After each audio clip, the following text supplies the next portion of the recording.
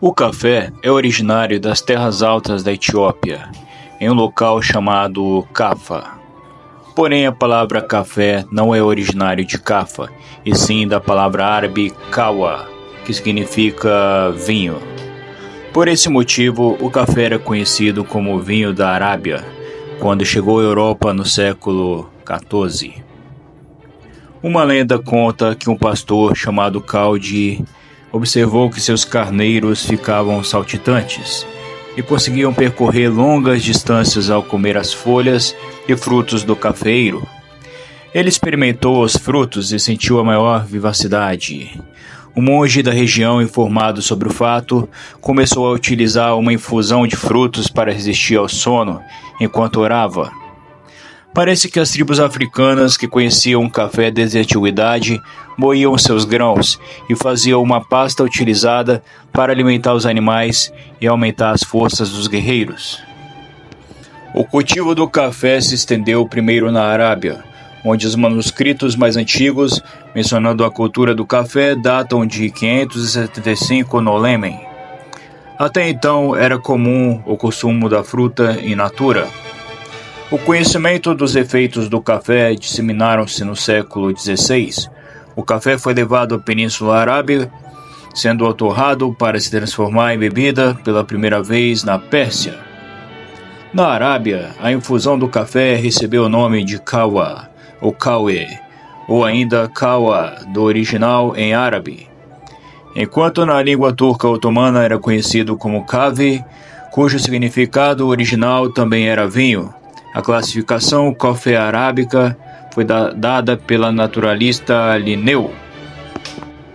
O café, no entanto, teve inimigos mesmo entre os árabes, que consideravam suas propriedades contrárias às leis do profeta Maomé.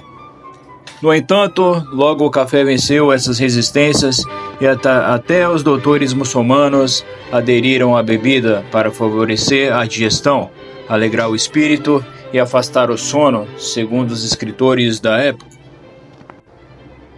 Na Ásia, África e América. Em 1475, surgiu em Constantinopla a primeira loja de café, produto que, para se espalhar pelo mundo, se beneficiou primeiro da expansão do Islã, em segunda fase, do desenvolvimento dos negócios proporcionados pelos descobrimentos.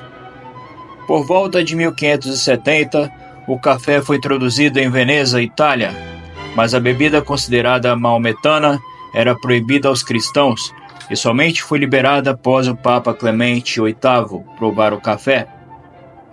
Na Inglaterra, em 1652, foi aberta a primeira casa de café da Europa Ocidental, seguindo-se da Itália 2 anos depois. Em 1672, coube a Paris inaugurar a sua primeira casa de café. Foi precisamente na França que pela primeira vez se adicionou açúcar ao café, o que aconteceu durante o reinado de Luís XIV, a quem havia oferecido um cafeeiro em 1713. Na sua peregrinação pelo mundo, o café chegou a Java, alcançando posteriormente os Países Baixos, e graças ao dinamismo do comércio marítimo holandês, executado pela Companhia das Índias Ocidentais, o café foi introduzido no Novo Mundo, espalhando-se nas Guianas, Martínica, São Domingos, Porto Rico e Cuba. Gabriel Martien de Clieu, oficial francês, foi quem trouxe para a América os primeiros grãos de café. Ingleses e portugueses tentaram a sua sorte nas zonas tropicais da Ásia e da África. Lavouras de café no Brasil. Em 1727, o sargento-mor Francisco de Melo Palheta, a pedido do governador do estado do Grão-Pará, lançou-se numa missão para conseguir mudas de café, produto que já tinha grande valor comercial. Para isso, fez uma viagem à Guiana Francesa e lá se aproximou da sua esposa, do governador da capital Caiena. Conquistada sua confiança, conseguiu dela uma muda de café arábico, que foi trazida clandestinamente para o Brasil. Das primeiras plantações da região norte, mais especificamente em Belém, As mudas foram usadas para plantios no Maranhão, na Bahia e região do Nordeste. As condições climáticas não eram as melhores nessa primeira escolha. Entre 1800 e 1850, tentou seu cultivo em outras regiões. O desembargador João Alberto Castelo Branco trouxe mudas do Pará para a região sudeste e as cultivou no Rio de Janeiro, local onde o sucesso foi total. O negócio do café começou assim a desenvolver-se de tal forma que se tornou a mais importante fonte de receitas do Brasil e de divisas externas durante muitas décadas, a partir da década de 1850. Em 1860, por exemplo, o Brasil correspondia a 60% da produção mundial de café, e o Rio de Janeiro correspondia a 90% da produção brasileira. O sucesso da produção cafeeira no Rio foi tão grande que derrubou os preços do café no mundo inteiro, popularizando a bebida até então considerada um artigo de luxo. No final do Império, devido ao esgotamento do solo no sul do Rio de Janeiro, Vale do Paraíba Fluminense, a produção cafeeira se deslocou para o norte do estado do Rio, para os municípios de Itaperuna e Cantagalo, especialmente para São Paulo e para a zona da Mata Mineira.